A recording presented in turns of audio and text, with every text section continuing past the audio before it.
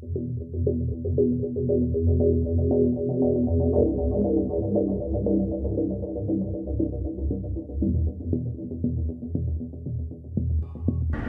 1. What is the stone of Jacob, a Hebrew patriarch, doing beneath the queen's throne chair? Number 2.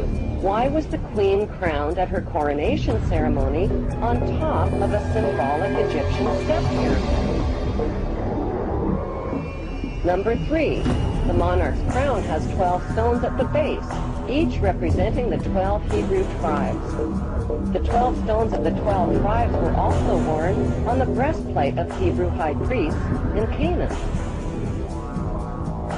Number 4.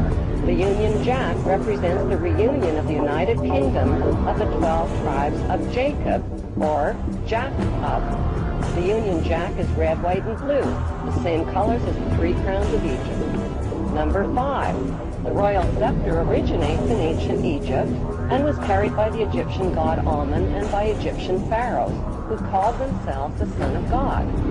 The royal scepter is now carried by pharaonic descendant Queen Elizabeth II. Her scepter contains the world's largest cut diamond, called the Star of Africa.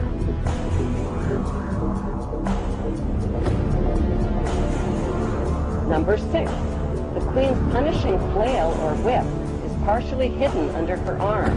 The flail or whip also originates with the pharaohs of ancient Egypt. Number 7. The symbol of the bee can be found within the Queen's royal wardrobe. In ancient Egypt, bees were the symbol of Egyptian royalty, as well as the symbol of Egypt. Number 8. The symbols on the British coat of arms reveal Britain's Hebrew origin. Number 9.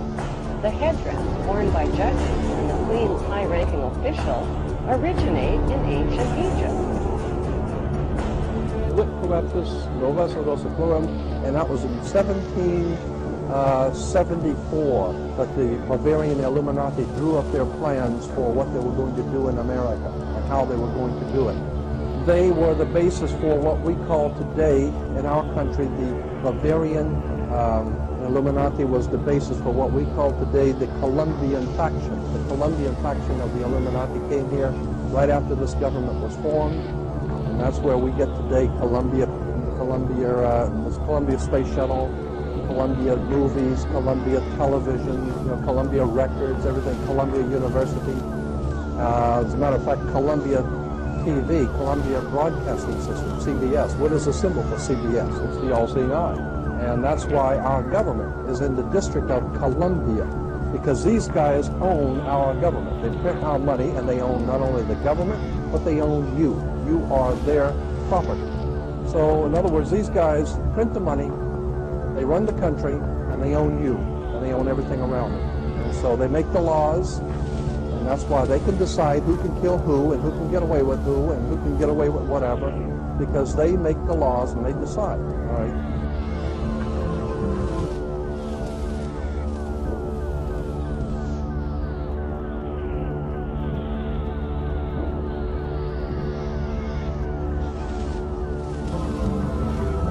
Iraq was the home of the very advanced culture going back to 4000 BC down to around 2000 BC of Sumer. Babylon was an ancient headquarters of this Illuminati. Like I said, and that's why, as we'll get to as we go through, these Illuminati today use a tremendous amount of Babylonian symbolism in their own codes and language. This is the area I'm talking about. Egypt came into it as well, but this area was crucial. These families exported themselves out into Europe, where they became the aristocracy of Europe and the royal families of Europe. When you go back to Babylon, you find that they worship the trinity of Nimrod, the father, who they symbolize as a fish, Minos Tamos, the son, Queen Semiramis. The Romans used to worship Queen Semiramis under the term Venus Columba, Venus the dove, because the Babylonians used to symbolize Semiramis as a dove. In French, the word for dove is columba. So Columbus was a play on Columba, the goddess, Queen Semiramis, as portrayed on an ancient coin. I've seen her somewhere before.